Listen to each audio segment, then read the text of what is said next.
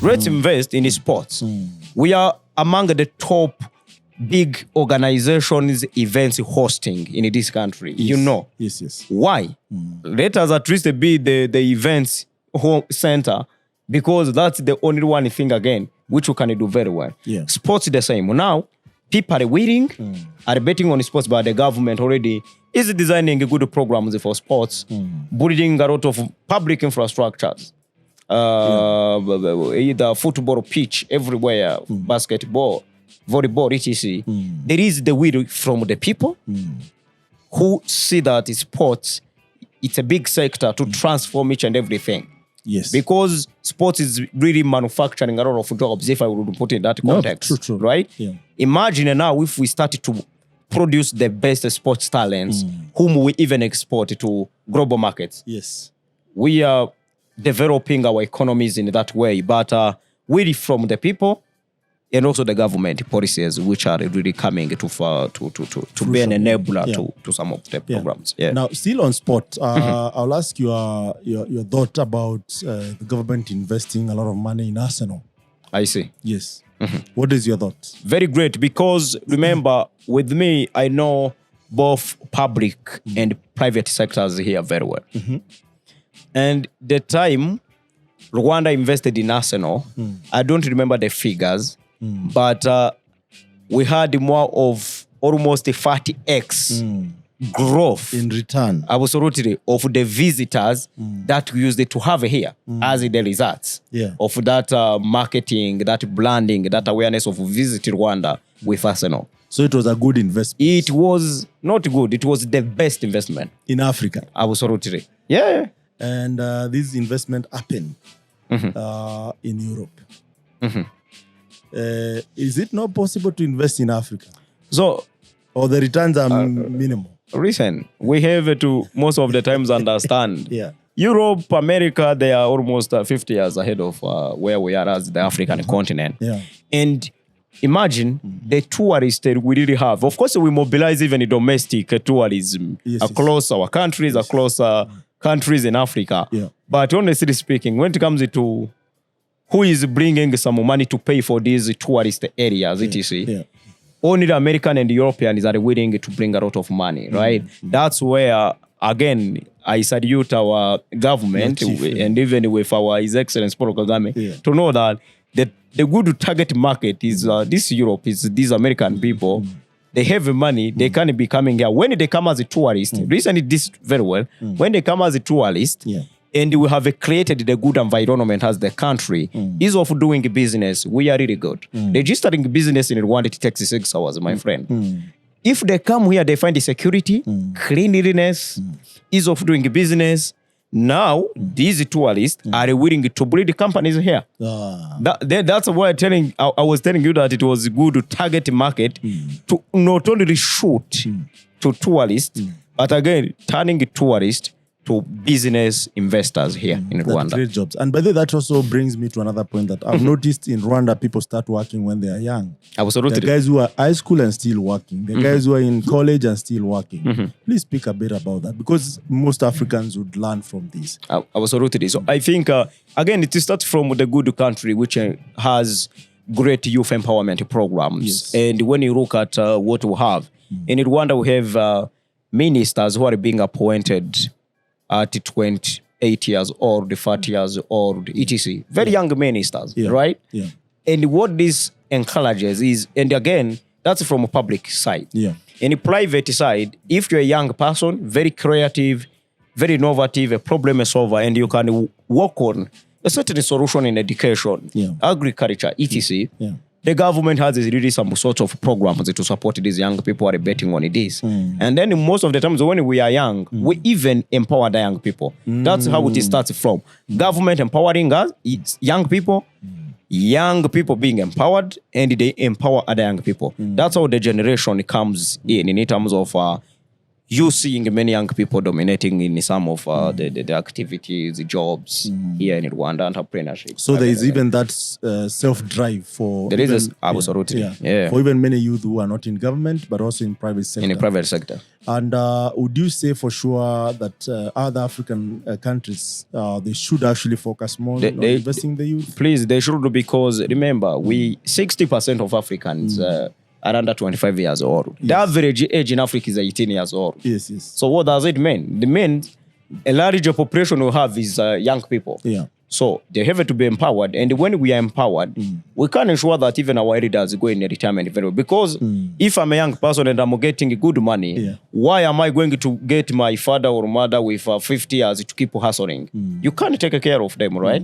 So it means that when you invest in young people, you get, I think, double. They are willing to learn quickly, and they have enough efforts to deliver. Yeah. So that's the way around, and it's something most of the African countries need to count in terms of counting young people as their best the best resource they have and which they wanted to utilize. Yeah.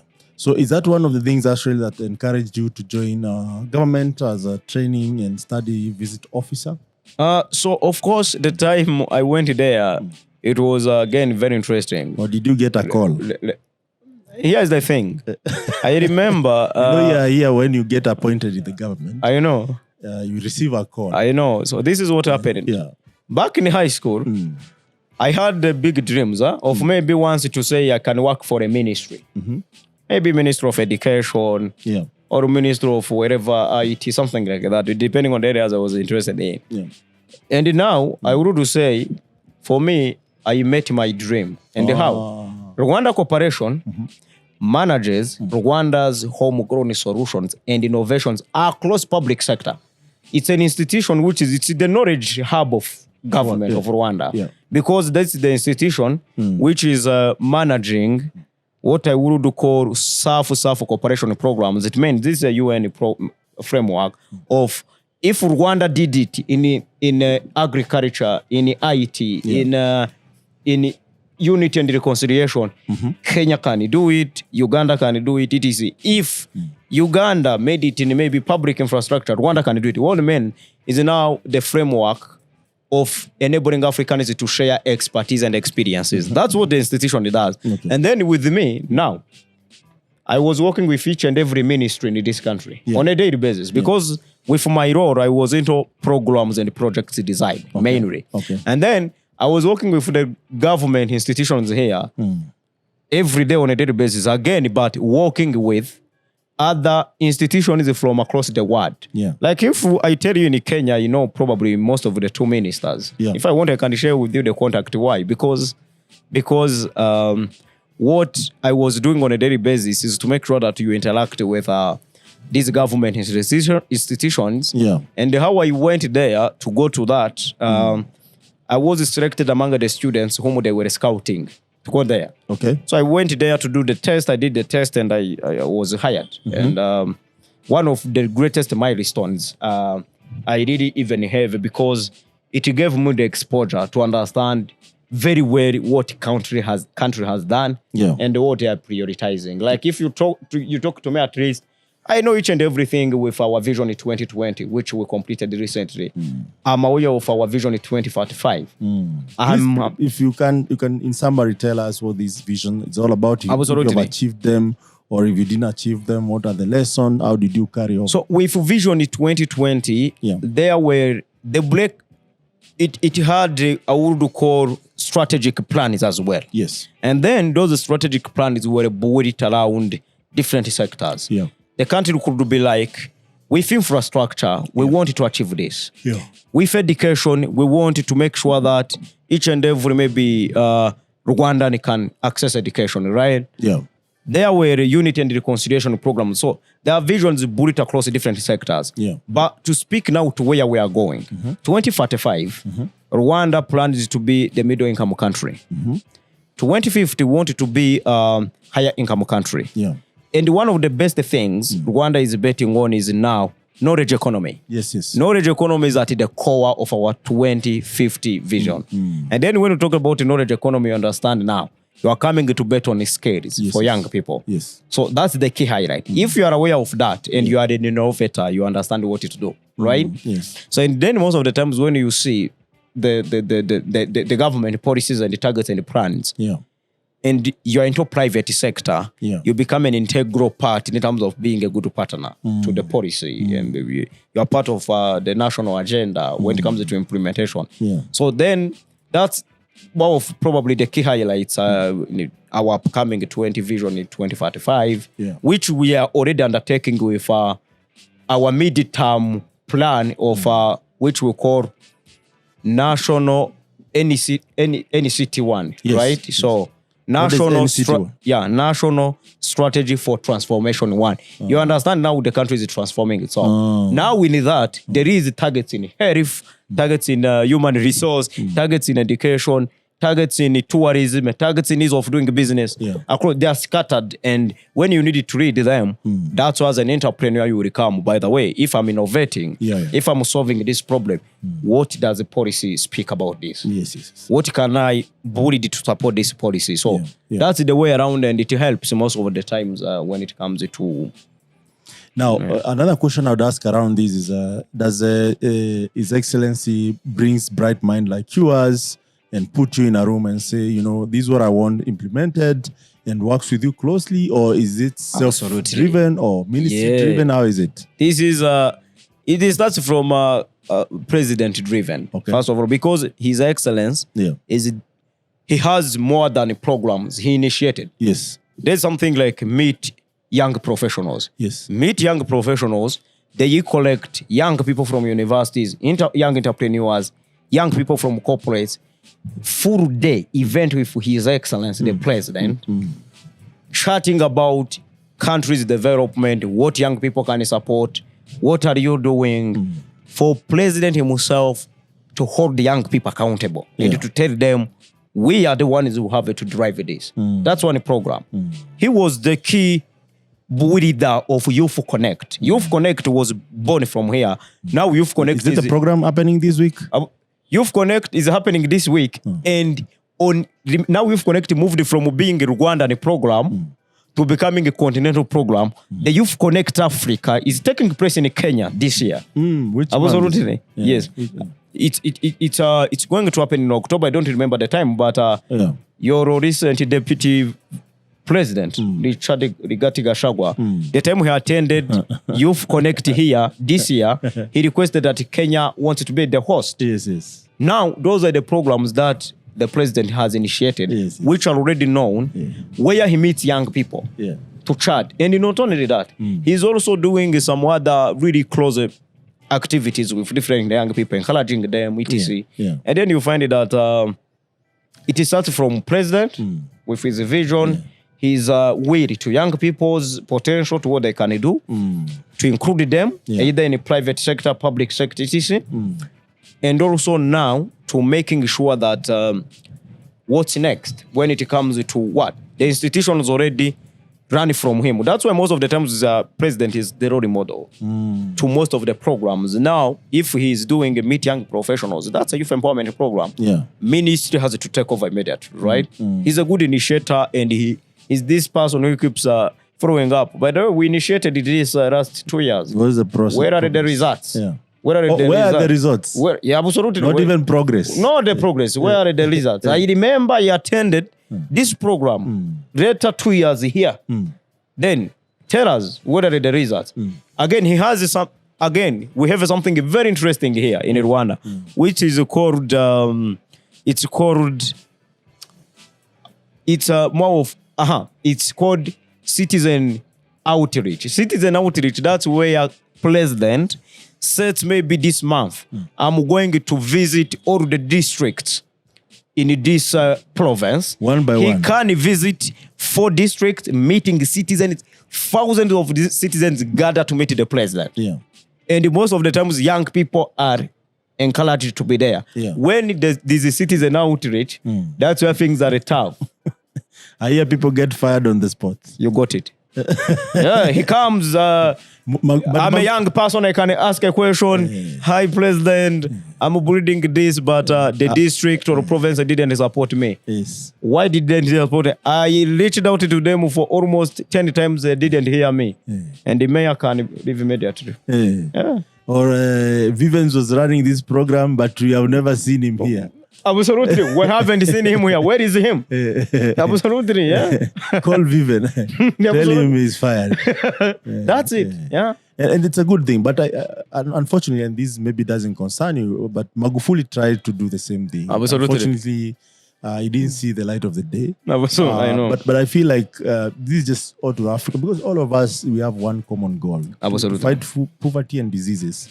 And Absolutely. ensure that we're able also to fight corruption, because it's not really doing us anything good.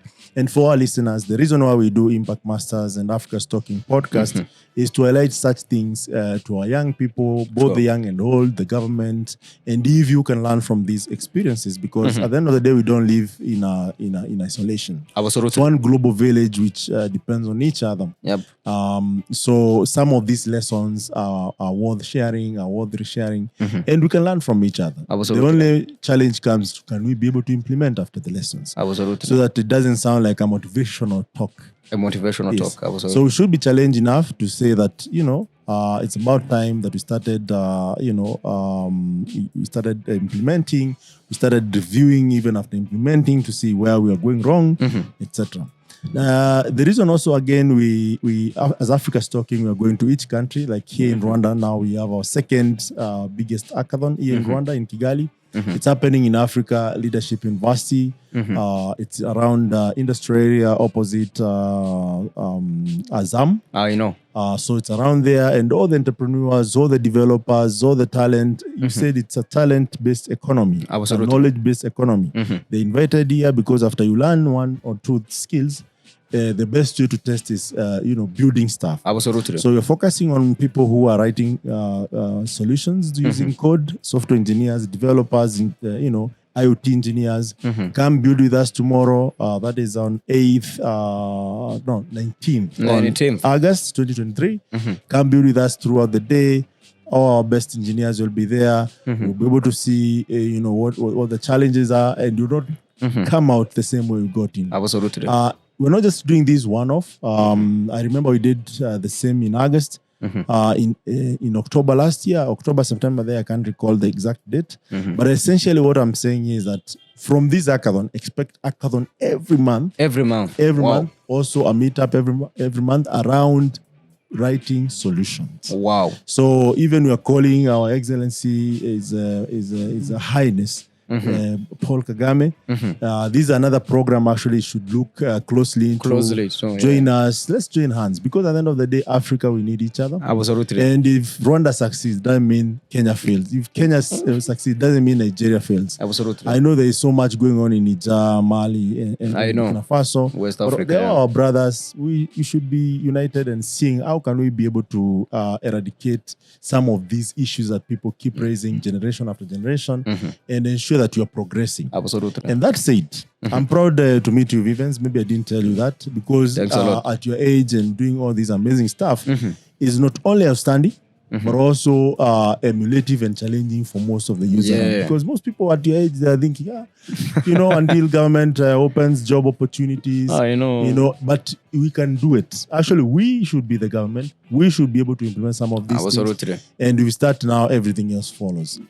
Chief, you joined the corporation. You do amazing work there. What was your biggest challenge? With all these wins and everything, what was your biggest challenge? Was it the financing, or maybe the pressure from what was it? Or it was just smooth? With the startup we are doing, or the cooperation program from the government, Rwanda cooperation. Yeah. So the toughest challenges were two.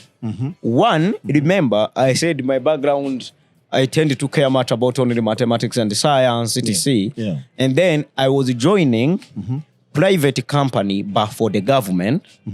And that private institution is implementing a foreign policy, right? And here you have to wear the hat of, again, being a diplomat at the same time. So coping up with diplomacy behaviors, wearing suit every day, running how even to speak. You know, politicians, they have the polite way of how they do say things. Running to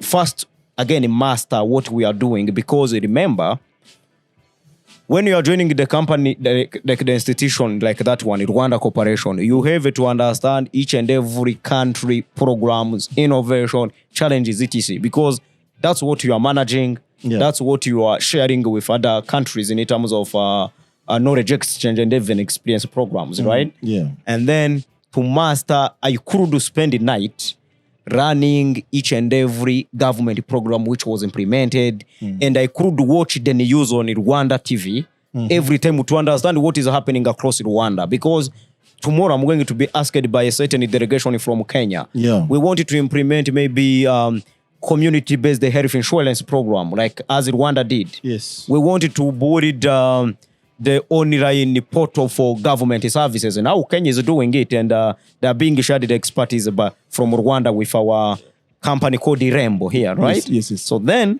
I could make sure that I'm updated with what is happening and understanding the previous programs. Remember, I was joining the government institution, and I didn't be in the government. Yeah. I was working with 10 plus years of experience people in the government, and I have to be in the same standard. Yeah. So I could spend the nights running about the programs, watching the news to understand what is happening. And again, sometimes being mandated even to understand what is happening in Liberia, what is happening in Chad, because, to understand where are they, so that, okay, do we have knowledge exchange programs that Rwanda can share with them, can provide it to them. So it was tough. It was tough. Yeah. So, I mean, we should not be sending military to, kill each other, because at the end of the day, even behind the military, there are people. I know. There are fathers, there are brothers, there are sisters. We should, and this is my personal opinion. So, I feel like we need to raise or to stretch hand of help in sharing more than hand of war and guns. True. Because at the end of it all, war eventually brings peace, but at the end of it all, we can resolve these issues if we address the core of the dissatisfaction or what do these people actually raise as their concern. Yes. If people are poor, if people are not getting the right medication, if people don't have the security, if people don't have the good education or even health, then we should be able to address that and see eventually how can we be able to address it fully so that it is self-sustainable. We are able to see it through and create wealth that actually lives in us. So that's what I could say about that. And I think there are people who are thinking around these issues. I know, but of course, in case you need my expertise, I'm here and we could offer developer solutions around this. I know. Software development. That's the truth. And that reminds me that even working with the government, sometimes there's this challenge that is faced, and you can tell me. Bureaucracy is a big deterrent. Very tough. Of what stops us from achieving most of Absolutely. Is there bureaucracy in government of Rwanda?